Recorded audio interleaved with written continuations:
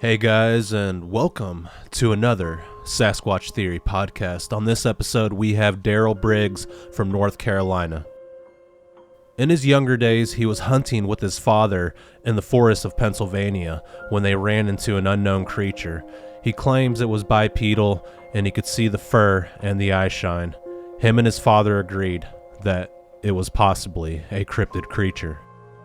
Later on in life, Darrell moved to Tulsa, Oklahoma, and he encountered a Sasquatch creature. He mentions looking at this creature as it walked off into the forest. He claims it was a blackish brown color, and he knows without a doubt that this was a Bigfoot. Darrell has also encountered these creatures in the Uwharrie National Forest in North Carolina. He talks about having a very eerie feeling as he was walking to his stand down in the valley. As Darrell was traversing through the forest, he could feel the hairs on the back of his neck standing up, and he could also hear something paralleling him through the woods, and it would knock 3 times. Moments later, something else would knock 3 times, and he felt like these creatures were possibly communicating with one another. Have you had a Bigfoot encounter before? If so, please get in touch with me at sasquatchtheory@outlook.com. Alright guys, with all that being said, let's dive straight into Darrell's Bigfoot encounters from the state of Pennsylvania, Oklahoma, and North Carolina.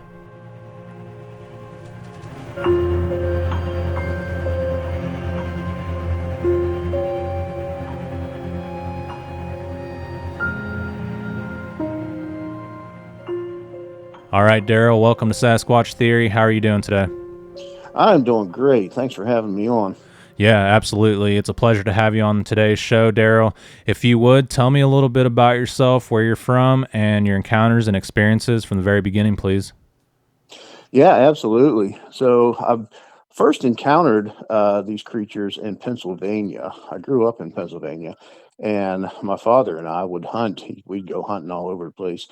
and the day in question, the first time that I encountered these, we were archery hunting, and it was in a place around. There's a place up there called Racetown Lake around Huntington, Pennsylvania, and we was hunting back in a different area that we had before, and the layout of the land, it literally looked like you went back in time to prehistoric times. It was almost like you could just imagine a dinosaur walking out across the field, and it just had a different feeling to it than other places that we had been. But we had heard that there was a couple of really nice sized buck in there, and Dad wanted to hunt it. So I was 13 years old at the time. So I'm setting up in this tree stand, and we're archery hunting, and Dad's a couple 100 yards away from me up in another tree. And the day goes by, and I don't see anything but squirrels. And it was afternoon, it was starting to get dark out, and right just almost dusk, not quite perfectly black, but just we're in that area where it was difficult to see. Dad comes over, and I see him coming with a flashlight, and I start to climb down out of the tree.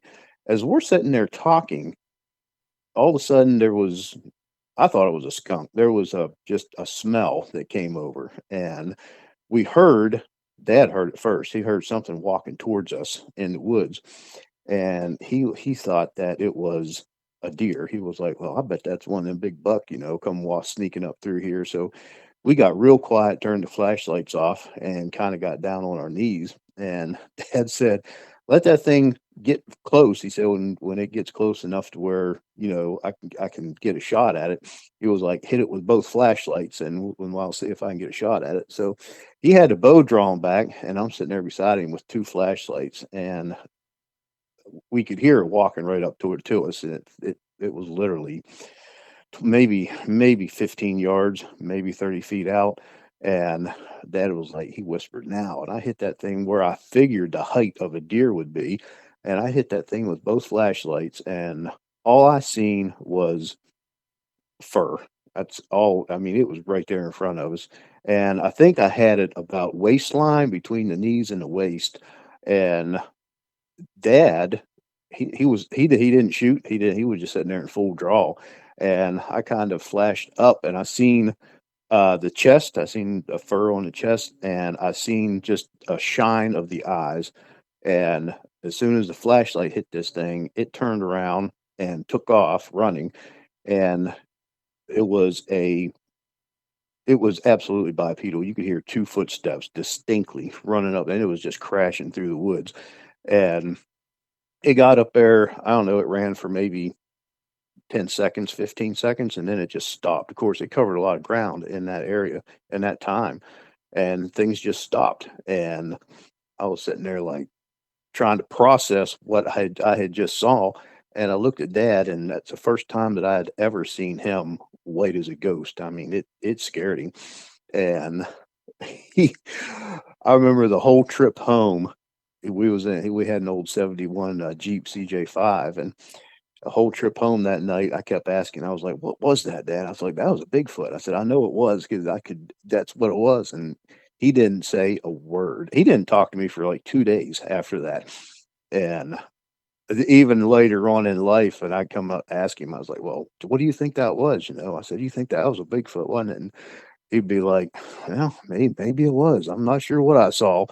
And I was like, "No, that's definitely it."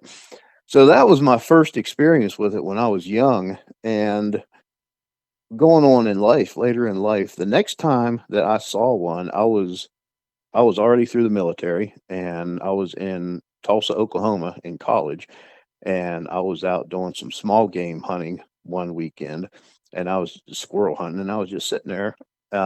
This was right outside of Tulsa on public state game lands, and I seen what I thought was at first was a person, but I seen this thing out in the distance walking.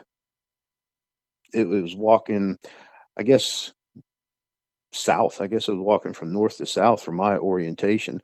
And it was in the fall of the year around the hunting time. And but this place wasn't ominous at all. It was just like sitting out in normal woods.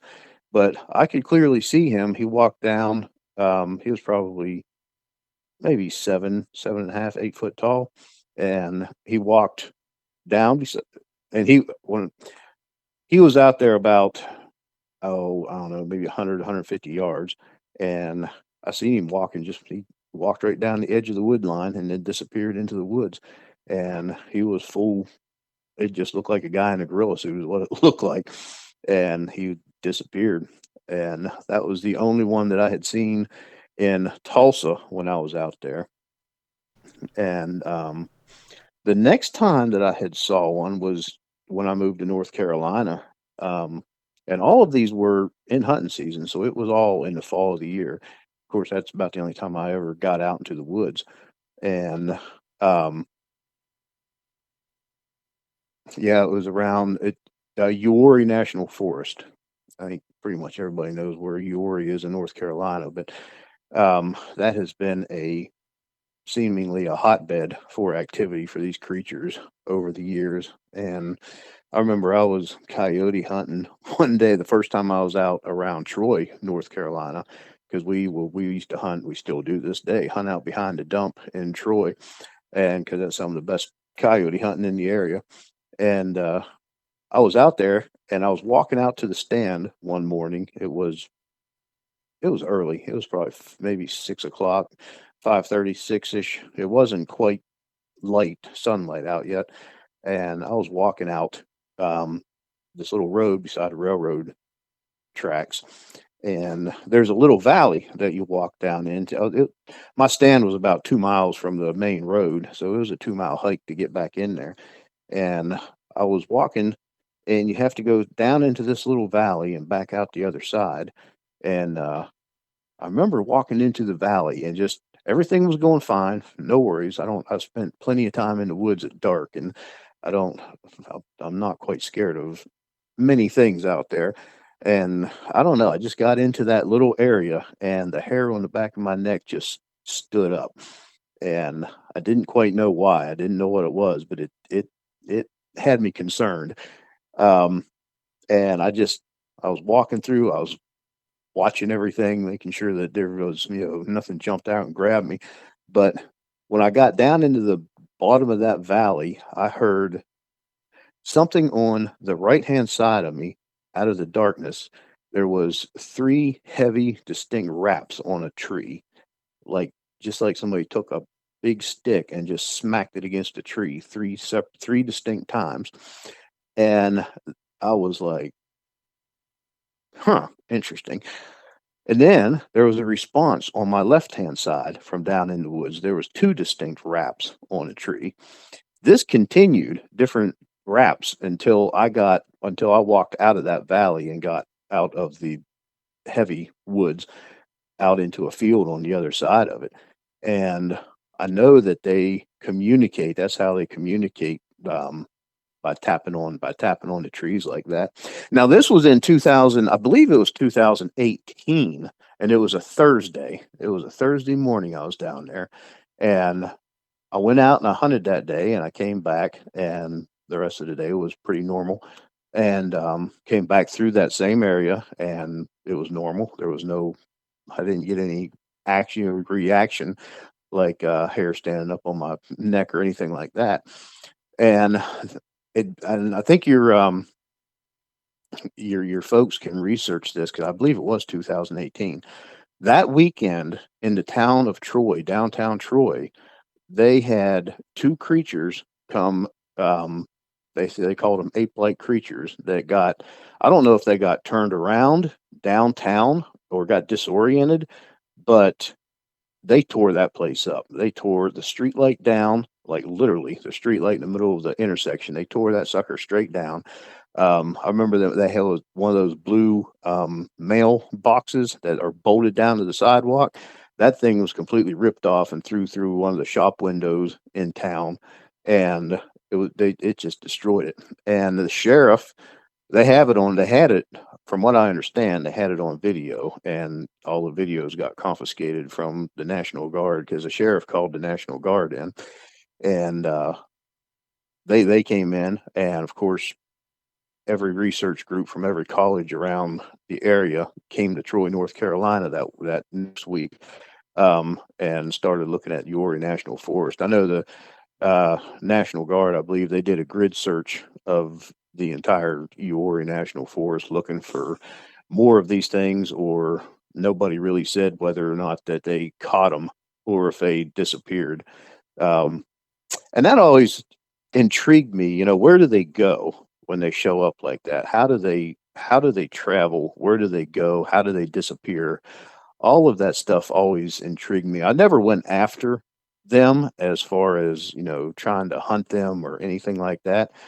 But I feel like when you're first exposed to their energy, I think that they can communicate telepathically, or they know your energy signature, because they tend to. There was a time there that I thought they were following me around the country. I'm like, how do I keep running up on these things? And but I do. I think when you first meet them, I think that they pick up on your energy signature, and that kind of follows you throughout the rest of your life. And I know down at we have a I have a camper set up down on Lake Tillery around in that area, and um, we would sit out there at the fire at night some nights, and these things will they will literally throw stones at you. And I think it's playful. I don't know if it's the juveniles or but it's a very playful thing with them. They don't try to hit you with the stones, but they will throw stones out of the woods, and they will land around the campfire area.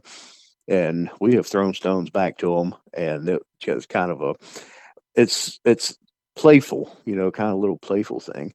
Um, and I may have an actual photo of one there in that area too. It is a juvenile, the photo I have, so it can't be more than, I don't know, 4 foot, maybe 4 foot in height. But I've been out in the woods looking around, and I've seen I don't know if it's a bedding area or what they here in North Carolina. What they'll do is take pine trees that are about maybe 4 to 5 inches in diameter and 20, 30 feet tall, because they grow like that out there. And they'll pull them down and interlace the tops of them, and it'll create like a little fort. And I don't know if that's the juveniles playing around out there or if it's or if that's how they make their sleeping areas around here. Because inside of them, they do have a smell to them, just a gamey smell to them. And inside, they tend to have a bunch of leaves and stuff inside of them, like piled up, like bedding, like you would think that a like bedding would be. Um, but yeah, that's about where I'm at right now. Um, in my experience, I haven't been out in the woods in about 2 years. Just business and all that stuff has kept me from it. Um, but yeah, I would love to go out there, and I would love to sit down and just have a conversation with one. I think that they can uh, communicate telepathically. And oh, here's another thing. I almost forgot this. When they're around, I have noticed this the last two times that I have interacted with these things. When they're here, I've always noticed a pale yellow glow out in the woods at a distance. And I've always I've kind of wanted to go explore that and see what that yellow glow was, but I always get the like they're telepathically telling me that's not for me to see and to stay away. So I've never really actually gone out when I've seen the yellow glow to investigate what it is. But I'm wondering if it's not a porthole. I think that these things can travel through portholes, that they know the ancient travel routes throughout the world. And I really think that that's how they get around. I don't think they're alien or anything like that, but they are an ancient being, and they've been here for probably as long as the Earth has. And I do think that they know the different energies and the different portholes around the Earth, really. So that's my whole experience with the Bigfoot thing from when I was a kid up till present day. And I don't have any problem with them being around. I've never felt threatened by them when I know that they was right there on the other side of the wood line from me. Um, I hear a lot of stories about people, freaking out or being attacked or whatever, but I also hear a lot of stories about, Bigfoot's helping people and saving them when they get into trouble out in the wilderness. So, in my experience with them has been nothing but positive. And I think it's like any other animal. If you respect them and they can feel that respect from you, then they're going to respect you right back and not harm you. But if you go hunting them and mean to do them harm, they're going to defend themselves like anything else. All right. That's Darrell, I appreciate you for sharing your encounters and experiences with me, and we'll kind of do a recap on everything you've encountered and experienced. Whenever you were with your dad hunting, did you guys see anything, or did you only hear the bipedal movement?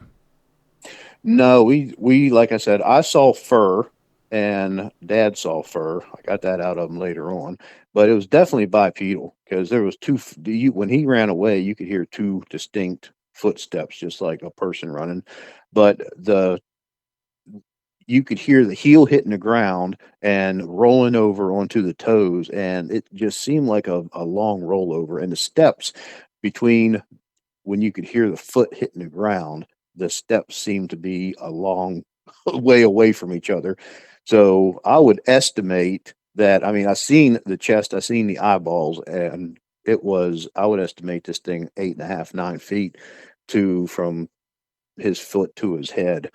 And like I said, when I hit him with that flashlight, I mean, he just spun around and took off, like just took off.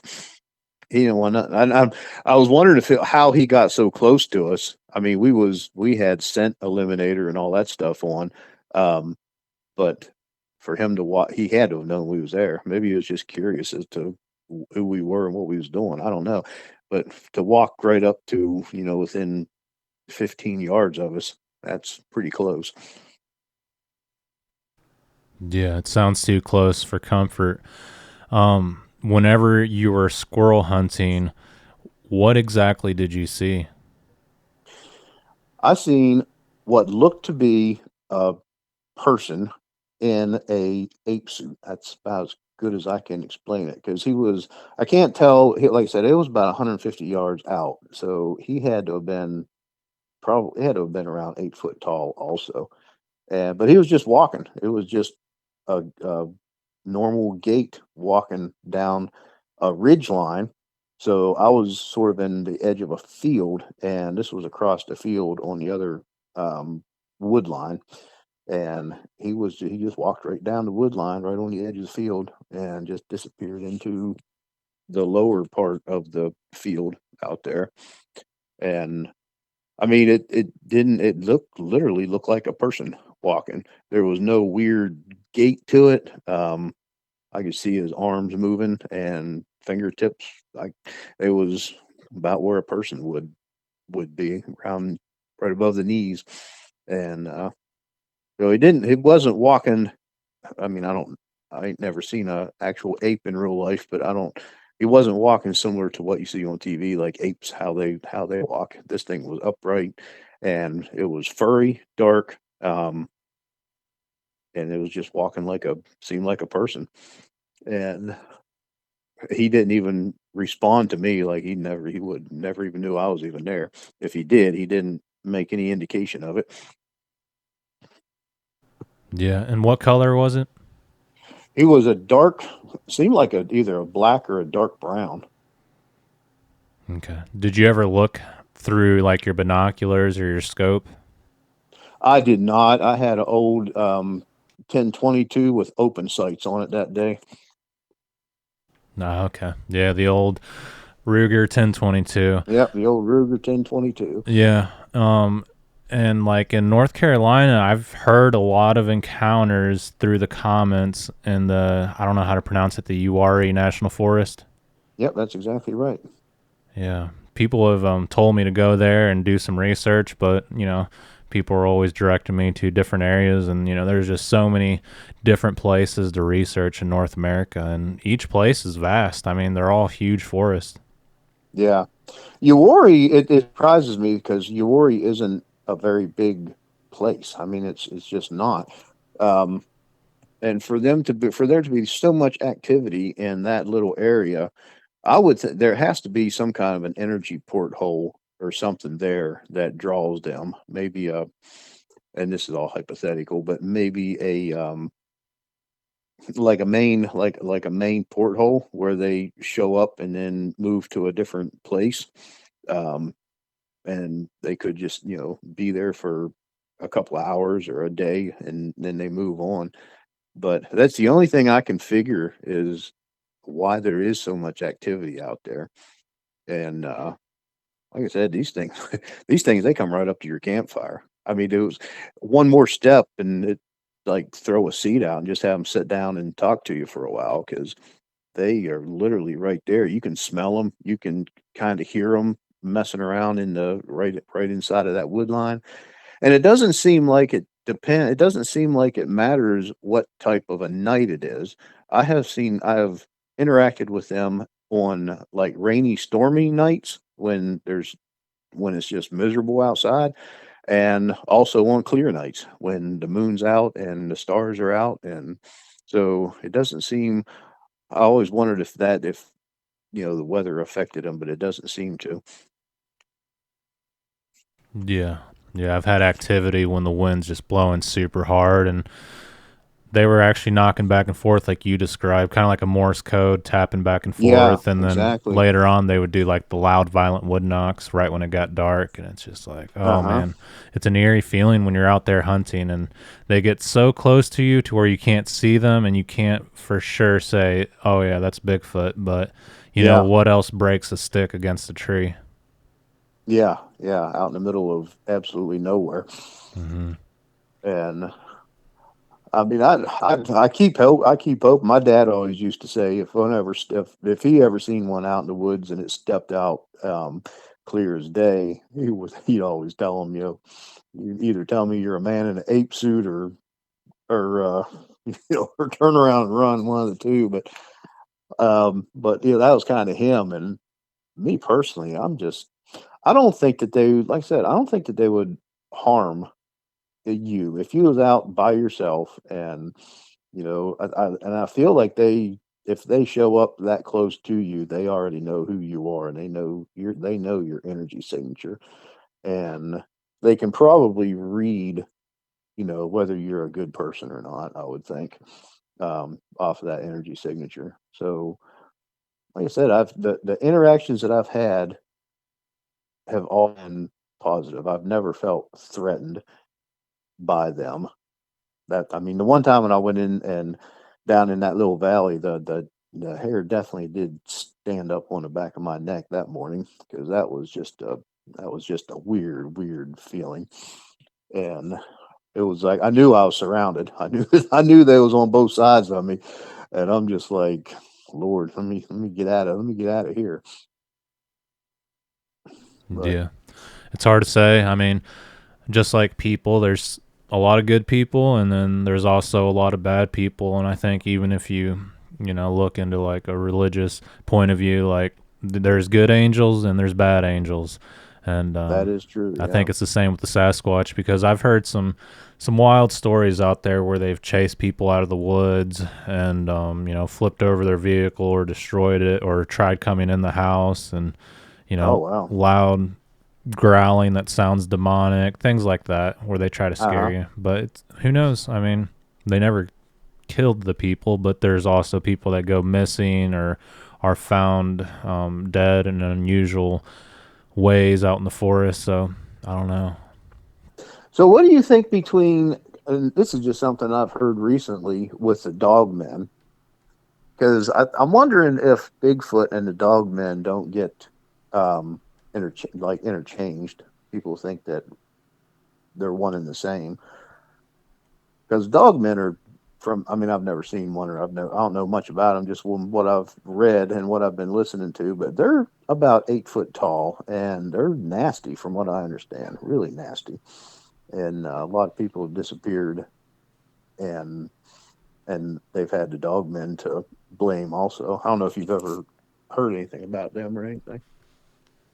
Yeah, I've heard things about them, and I think I've heard one out in the woods that howled, and it was a terrifying thing to experience. But I've noticed with the research that's been done, dogmen are found in the same areas where people have had their Bigfoot encounters. And it's hard to say whether it's portals, they're shapeshifters, or they're just found in the same areas of the woods. Hmm. But yeah, I wouldn't want to run into one. Yeah, I wouldn't want to run into one of them either. From what I've been hearing, they are really nasty. Yeah, I've taken reports and I've just never heard a good one. Yeah, exactly. And Yeah. I wonder if, but then on the other hand, I've heard, there's one particular story that I've heard about a child. I guess it was in Montana or something, where he got lost, or fell into a stream and was being swept downriver, and one of the Bigfoots came out and rescued him out of the river, and put him back on the bank, and allowed him to go back. So I heard that story. I was like, well, that's pretty cool. That's kind of what I would think that they would be like. Yeah. Yeah, I think so too. And what makes you believe that they like communicate telepathically?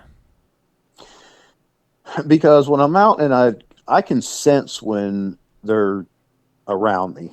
I mean, I could just I don't know how to describe it. I just know, like, any after my first couple of encounters with them, I can just sense that they're there, and I can sense when they're not. It's almost like they're telling me, "Hey, we're here," and you know, just move along. You're fine. Just move along. Um, at night, when we're sitting around a campfire, if they show up, I can feel that they're coming. I just know it, and if I have anybody there with me, I'll tell them. I was like, look, we got a couple of Bigfoot creatures coming up on us right now. I said they're probably not going to come out of the woods. I said, but they're going to be there. So if we start seeing, stones or something like that being tossed at us, I was like, that's exactly what it is. and a lot of times it happens because they, like I said, I think it's a playful thing with them. I would think if they wanted us to leave their area, they would do that whole growling and shaking trees and throwing big things around. But it's never anything large, not even large stones. They're mainly just smaller stones. But I think it's just I think they enjoy playing with humans. I think that's how they interact without actually coming out and being seen. Yeah, I agree. So that's why I think they communicate telepathically because I think that they if you I really believe if you was to sit down and have conversations, and I've tried to communicate back with them telepathically, as in speaking to them and telling them I was like, hey, I'm here by myself. It's okay if you want to come out and join me and meet me in person. And I always get it's always a no response, like I don't want to, or it's a yeah, basically like an I don't want to response is what I get when I ask that question, just telepathically. Yeah, I agree. It's almost like you can sense that they're around. Yeah, yep. And that's how they would communicate within themselves, Hmm. because I don't think that they would have a language that they would be able to, like, they don't speak to each other like you and I do. Yeah, it's hard to say. If you ever heard the Yeah. Sierra sounds that Ron Moorhead captured, it seems like they're communicating back and forth, but it's just like gibberish. Yeah. Do you think they were following the tracks when you were hunting down in that valley? Like they were traveling like along the train tracks? Or was there like a power line strip or anything like that? There is a power line strip, but it's down from where that valley is, it's down another half a mile. Um, and for them to be, I think, I mean, I'm sure that they was traveling because they ended up downtown like 2 nights later. So they was definitely heading in one direction. So they would have had to cross the train tracks to get to that location. Um, However, I never even thought about that. That's a good point. They could have followed the power lines down, because, like I said, the power lines were about half a mile from that valley where I heard them at, and there was two of them. They clearly, the people that seen the videos that got confiscated, they said that there was absolutely two of them on video, and that's what I experienced as well. Was two of them in the woods. So there was either a rogue pack or they got lost, or I don't know. I can't say how all that went down, but um, it was an interesting week, that's for sure. Yeah, absolutely. And was there like a major waterway nearby or a lake? Yeah. So Lake Tillery is right there in the middle of all that. There's a whole series of water that flows down through there. You got Tuckertown Reservoir. That's above Baden. There's Baden Lake out there. So yeah, there's a ton of water out there. Yeah. And where do you think these creatures came from? I don't know. Like I said, I think they travel. I think they travel through portholes. I really think that's how they travel across the world. I mean, they're not just in one different location. They're all over the place. And you would think if they're all over the place that there would be different tribes, I guess you could call it, of Bigfoot. And where do they live at? They live in caves. They live underground. Um, I don't know. I just feel like that's how they travel. They know where they know where the portholes are throughout the world, and they just that's how they travel. Yeah. I think that we could do. I think people could do this if you knew where the doorways were to these portholes, Uh-huh. which I'm sure the government knows all about it. But as people, if we knew where they were, I would bet that we could travel through them just as easy as they can. Yeah, absolutely. Any theory is a good theory, and like you said, they could be traveling like through portals, and maybe they're coming from the underground. That's what they say about the aliens and UFOs, that they're not coming from space; they're coming from underground, and that would Yeah. be a good, explanation as to how the tracks just disappear, why nobody finds a body, why nobody can track these Exactly. things down, and why they see like the orbs and the mind speak and all kinds of strangeness. Yeah, there. Yeah, I have seen I have seen the orbs. I've seen them many, many times. Um, the the caves is well, it's off the Bigfoot topic, but there was a when we was kids. There's an old place up in Pennsylvania that we used to go where you could see the orbs coming out of the caves up on the side of the mountain at night. And it was when I was in high school. It was something we used to go watch. We never we never stuck around to figure out what they were because as soon as they started coming out, we'd jump in the car and leave. But yeah, we the Penn State, they have a entire department that looks at paranormal activity and stuff, and they just say Penn State says that it's gases, some kind of gases that come out of the earth and ignite, and that's what the orbs are. But I don't know. I think the orbs might be something a little different than that.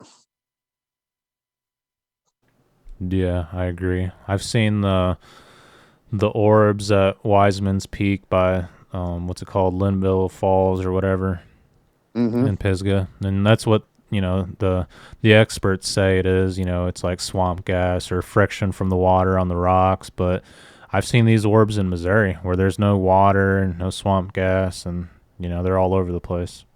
Yeah. Yeah, where we used to see them at up in Pennsylvania, there was train tracks. Right. I mean, we would drive. That's how we'd get back in there. There was a little dirt road that went down the side of the train tracks, and then there was a river directly on the other side of the train tracks. There was the um, river that was going down through there, and it was old. It was an old brickyard, is what it used to be, and there's still the foundation and everything is footers and everything are still there, but the buildings and everything are gone. But it goes. I mean, the mountains go pretty much straight up from there, and there's caves up in the side of that them hills, and that's where we used to go watch them things. And we didn't discover it. We used to hear our dads and our uncles and stuff talking about being out there when they was kids and seeing them come out of the caves. So we was like, well, is this for real or are they just something they're just pulling our leg? And we went back in there and sure as shit, they would come out of there. So, Yeah. and I'm sure it's still happening to this day. Oh yeah, without a doubt. And these orbs are spotted all around the world, whether it's in the forest or even in people's homes. And that it does make me believe that there are portals and it's something supernatural or spiritual, if that's what you want to call it. Yeah, absolutely. Yeah. So, what else do you want to talk about on this channel or on this show? Do you have any paranormal experiences? Have you had anything strange happen as far as like seeing any aliens, UFOs, shadow people, anything like that? Hmm. How far do I want to go into it with you? Um, to answer your question, yes, but how far I want to go into it? Hmm. Yes, with the aliens and UFOs, or yes, with the shadow Yeah, people? with aliens, UFOs, dude. I've been since I was a child. I have been working with these things. Um, Mainly the adrenaline. Well, yeah, how much? So I've been working with the adrenaline since I was a kid. I mean, I used to go up on their spaceships when I was a kid. They would take me up there when I was like 5 years old. Um, and they would hail me telepathically too, and they tell me when they was coming to get me. And I remember of course, like I said, I grew up in Pennsylvania, and we lived back in absolute middle of nowhere. And there's always I would go up on top of the ridge, and that's where they would meet me at and pick me up. And I remember them taking me out. There was they would put me in this little room in the spaceship, and I always had a guide, which his name is Zeus. He's still with me to this day, and they would put me in a little seat, and the walls of the room and the floor and the ceiling would just disappear, and it was like he was floating right out in the middle of space. And they would show me all the constellations and the different planets, and they would show me how to read the energy signatures of the planets to tell whether it was weak or strong or whether they needed help. Um, they taught me a lot about energy work, which I still do to this day. Oh, dude, there's so much we could turn this into a 3 hour conversation. Oh, you're Um, fine. You can find a way to break it down. Probably. When was the first time you were abducted? What happened? What'd you see? yeah, everybody says abducted, but it wasn't an abduction. It was almost like they knew who I was, and it wasn't none of my experiences except when the military. Um, None of my experiences with the actual beings was traumatic. It was all based on love and kindness and respect. And I was never treated anything but good when I was on the ship. Um, the only time that I would call when I had an abduction was in 1998. Yeah, 98 was the time, first year that I was what I would call an abduction, because I got pulled out of my apartment that I was in at the time. And again, this is in North Carolina. I got pulled out of my apartment, and basically what you hear, it was a bright light in the window. I was laying in bed reading a book, and I got pulled straight through the window, and I was inside of a capsule, I guess is what you would call it. I could barely see out. It had windows all the way around me, but it was like dirty, like you looking through a dirty mirror or a dirty window. And I could see creatures outside. And I remember two of them were like tall. They had white robes on. They had gold medallions on their chest, and they was probably 10 feet tall, but skinny. And beside them, there was a reptilian looking being, and beside him was these little what you would call grays. It was about 4.5 feet tall.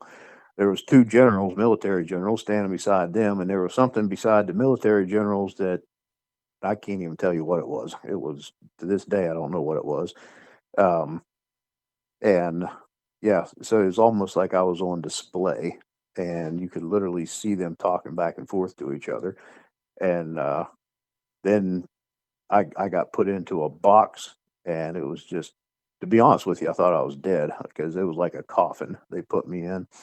And I don't, the only thing I remember after that was when I came back to, I was laying on the floor of the apartment in the corner, and I was dressed in completely different clothes that I had on when I was taken. And from my best recollection, I was taken at about 10:30, and when I came back to, it was about 3 o'clock in the morning when I was put back. And I remember the first thing that I did was I called my girlfriend because I wanted to make sure that they put me back on the right planet and in the right timeline. And of course, that was the beginning to the end with her because she she freaked out when I called her up and told her I was abducted. And then my next phone call was to my mother because again, I wanted to make sure that I was put back at the same time and location and timeline and in the same realm that I was taken from. And that yeah, so that was, I would call that an abduction because that scared the crap out of me. And um I'd come to find out later on in life why I was taken that night. Um it's because again, we could go back to, it's a long, long story. I was made a member of the Galactic Council that night, and that night I was chosen to be part of that Galactic Council, and I was on display. I was being introduced to the beings that I would be working with in the future. So, um, I think that you would call it, if you ever went in and looked into anything military wise like that, I think you would call it the 20, uh, what do they call it? The 20 and done, where they will take you and put you into service for 20 years, and at the end of that 20 years your contract ends and you're done with that. And my contract just ended, um earlier this year in February, I believe it was. So I no longer work with, I worked with the Grays, that's what I worked with. um Distinctly the Ebons. They were the little short 4.5, 5 foot beings, the gray aliens. So my job was a liaison between them and other governments on this planet.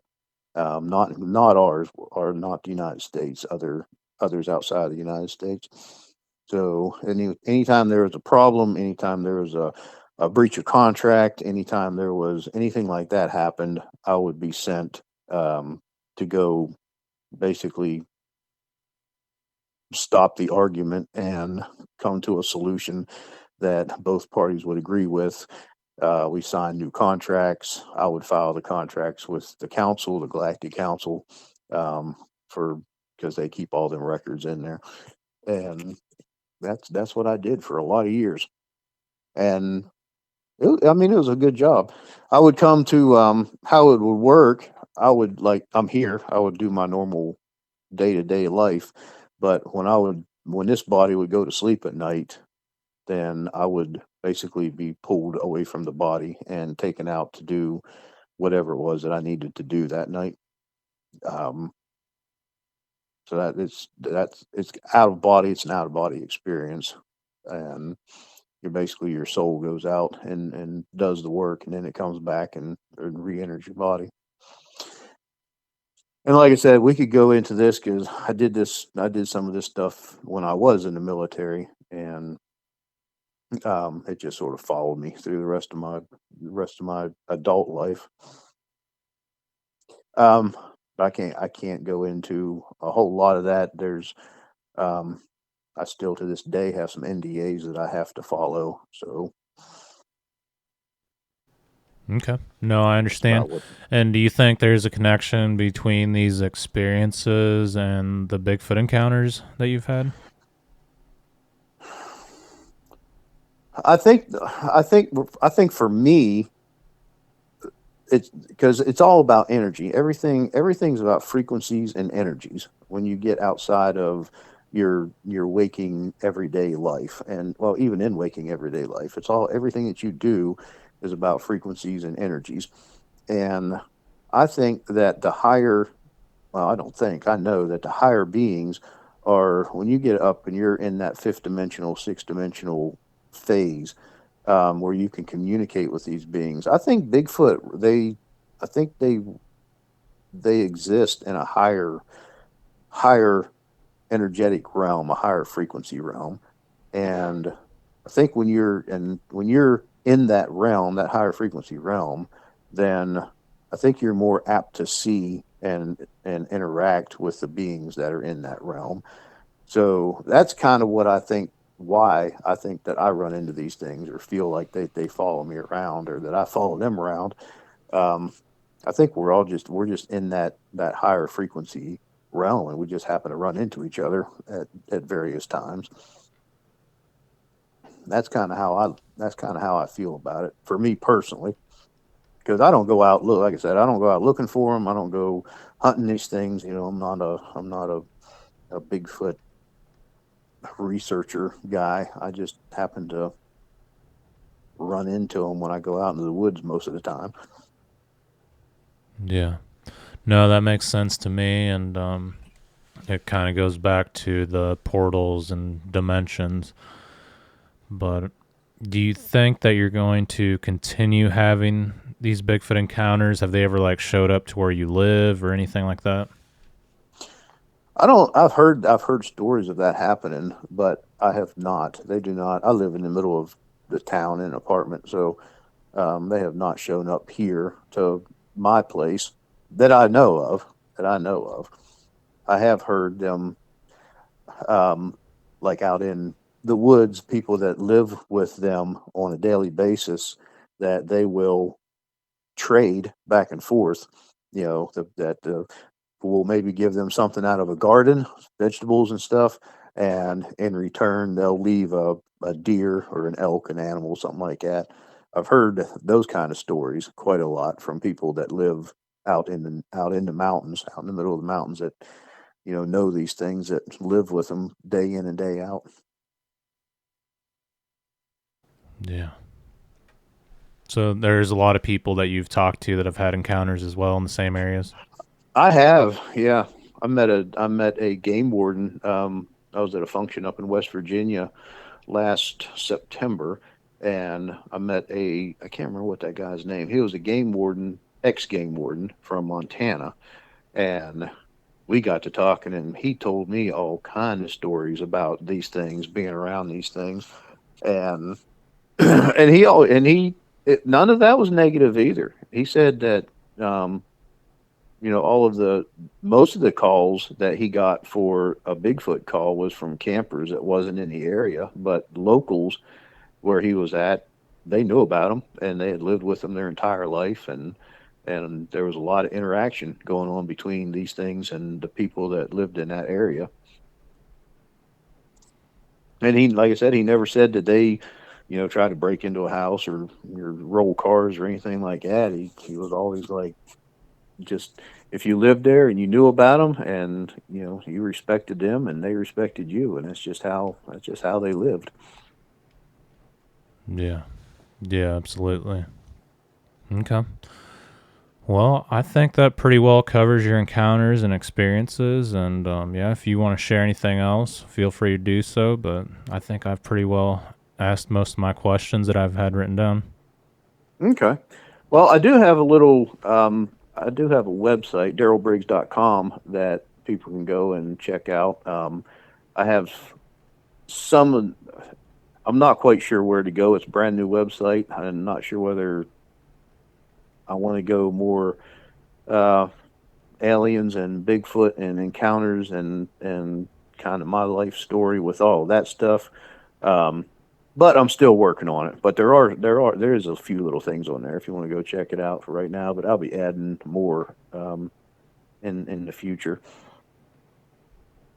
Okay.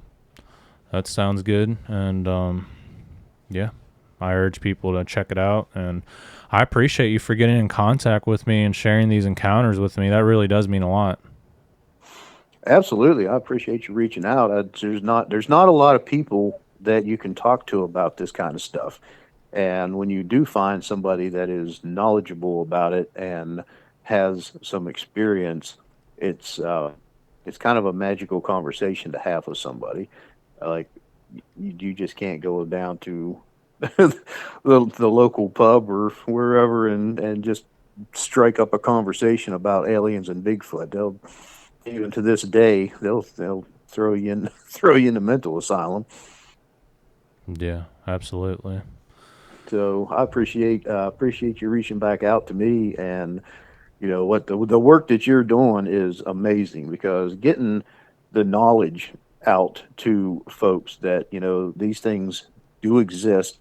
They are out there. It's not fictional work of art, and there's people out there that not only know and interact with the Bigfoot creatures, but folks like me that actually interact with actual aliens and know the races and know some of these entities by name and still work with them to this day. That's that getting that knowledge out there. People need to know about this stuff. It can't be wrapped up under government security forever.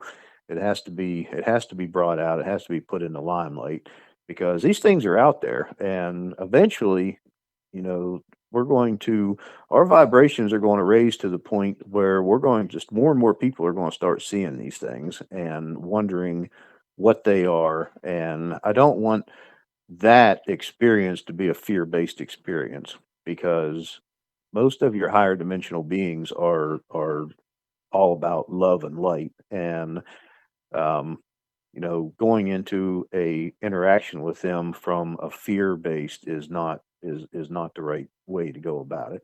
Nobody should be scared of them. If you have an alien encounter and it scares the living crap out of you, it's probably not real aliens. You probably got the militaries involved with it at somehow. Um, because any of real interactions with actual light beings it's a very uplifting and caring and loving experience.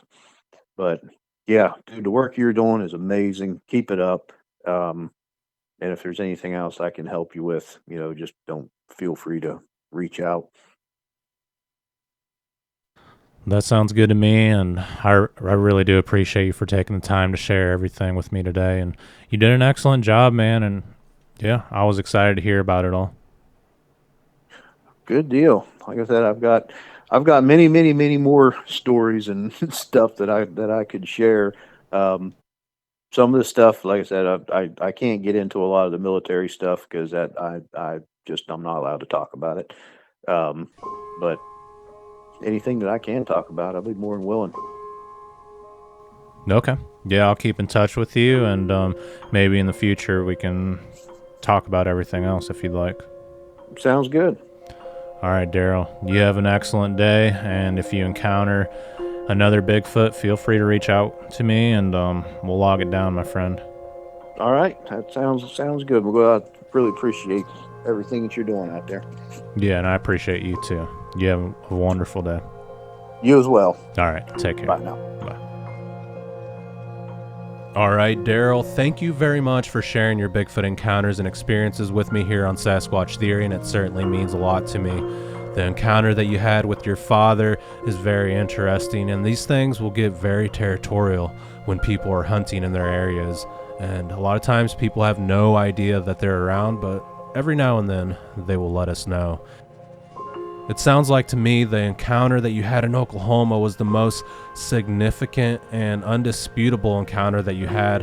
And yeah, you seem to really know for sure that this was a Sasquatch creature. It was covered in fur and it did not look human. But at the same time, you did mention it looked like a guy in a suit, and that's what these things look like. They look like a man in a suit. Also, the experiences that you had in North Carolina were very interesting. The Uwharrie National Forest often pops up in my research. A lot of people mention it in the comments, and it seems to be a hot spot for Bigfoot. But yeah, if you guys can, please like the video, subscribe to the channel, comment down below. And if you have a Bigfoot encounter that you would like to share with me, please get in touch with me sometime. Until the next one, you guys be safe out in the forest.